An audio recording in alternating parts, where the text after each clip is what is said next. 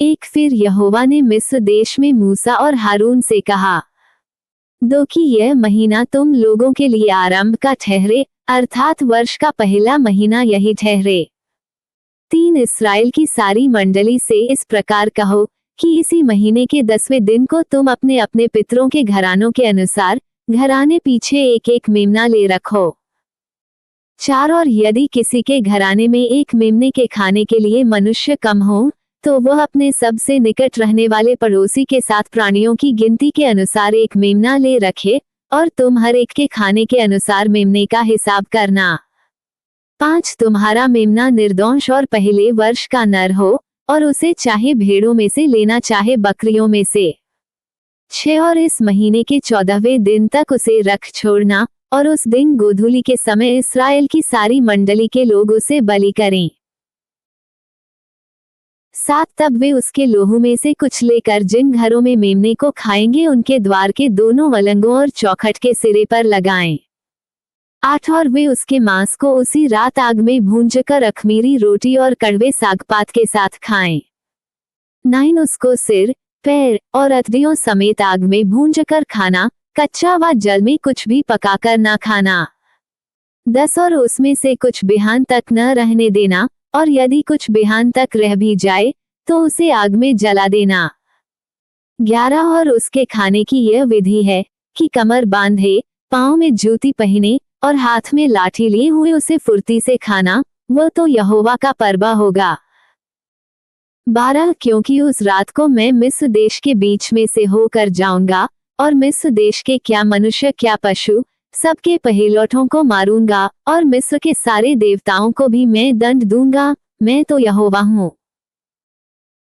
13 और जिन घरों में तुम रहोगे उन पर वह लोहू तुम्हारे निमित्त चिन्ह ठहरेगा, अर्थात मैं उस लोहू को देखकर तुमको छोड़ जाऊंगा, और जब मैं मिस्र देश के लोगों को मारूंगा तब वह विपत्ति तुम पर न पड़ेगी और तुम नाश न होगे। 14 और वह दिन तुमको स्मरण दिलाने वाला ठहरेगा, और तुम उसको यहोवा के लिए पर्व करके मानना, वह दिन तुम्हारी पीढ़ियों में सदा की विधि जानकर पर्व माना जाए। 15 7 दिन तक अखमीरी रोटी खाया करना, उनमें से पहले ही दिन अपने अपने घर में से खमीर उठा डालना, वरन जो पहले दिन से लेकर 7वें दिन तक कोई खमीरी वस्तु खाए वह प्राणी इस्राएलियों में से नाश किया जाए।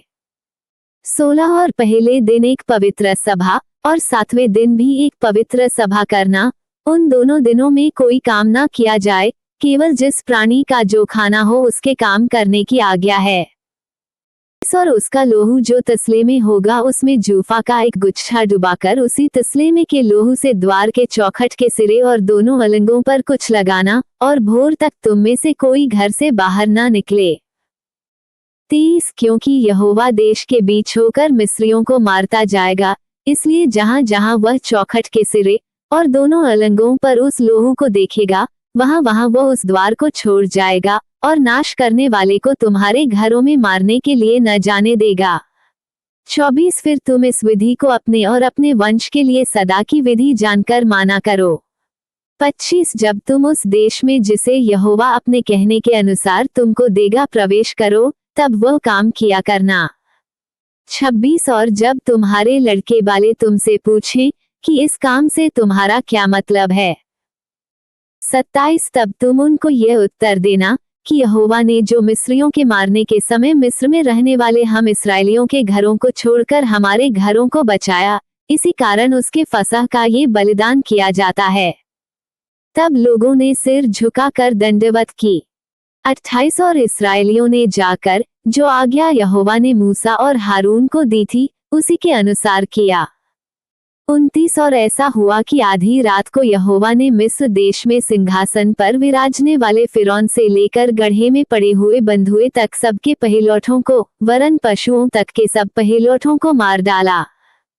30 और फिरौन रात ही को उठ बैठा, और उसके सब कर्मचारी वरन सारे मिस्री उठे, और मिस्र में बड़ा हाहाकार मचा, क्योंकि एक भी ऐसा घर न था जिसमें कोई मरा न हो। 31 तब फिरौन ने रात ही रात में मूसा और हारून को बुलवाकर कहा, तुम इस्राएलियों समेत मेरी प्रजा के बीच से निकल जाओ, और अपने कहने के अनुसार जाकर यहोवा की उपासना करो। 32 अपने कहने के अनुसार अपनी भेड़ बकरियों और गाय बैलों को साथ ले जाओ और मुझे आशीर्वाद दे जाओ। 33 और मिस्री जो कहते थे कि हम तो सब मर मिटे हैं, उन्होंने इजरायली लोगों पर दबाव डालकर कहा कि देश से झटपट निकल जाओ। 34 तब उन्होंने अपने गूंधे गुंधाए आटे को बिना खमीर दिए ही कठौतियों समेत कपटों में बांध के अपने अपने कंधे पर डाल लिया। 35 और इस्राएलियों ने मूसा के कहने के अनुसार मिस्रियों से सोने चांदी के गहने और वस्त्र मांग लिए। 36 और यहोवा ने मिस्रियों को अपनी प्रजा के लोगों पर ऐसा दयालु किया कि उन्होंने जो जो मांगा वह सब उनको दिया। इस प्रकार इस्राएलियों ने मिस्रियों को लूट लिया। 37 तब इजरायली रामसेस से कूच करके सुक्कोत को चले और बाल बच्चों को छोड़ वे कोई 6 लाख पुरुष प्यादे थे। 38 और उनके साथ मिली जुली हुई एक भीड़ गई और भेड़ बकरी गाय बैल बहुत से पशु भी साथ गए। 39 और जो गूंधा आटा वे मिस्र से साथ ले गए उसकी उन्होंने बिना खमीर दिए रोटियां बनाई, क्योंकि वे मिस्र से ऐसे बरबस निकाले गए कि उन्हें अवसर भी न मिला कि मार्ग में खाने के लिए कुछ पका सके, इसी कारण वह गूंधा हुआ आटा बिना खमीर का था। 40 मिस्र में बसे हुए इस्राएलियों को 430 वर्ष बीत गए थे। 41 और उन 430 वर्षों के बीतने पर ठीक उसी दिन यहोवा की सारी सेना मिस्र देश से निकल गई। 42 यहोवा इस्राएलियों को मिस्र देश से निकाल लाया, इस कारण वह रात उसके निमित्त मानने के अति योग्य है। ये यहोवा की वही रात है जिसका पीढ़ी पीढ़ी में मानना इस्राएलियों के लिए अति अवश्य है। 43 फिर यहोवा ने मूसा और हारून से कहा, पर्व की विधि यह है कि कोई परदेशी उसमें से न खाए।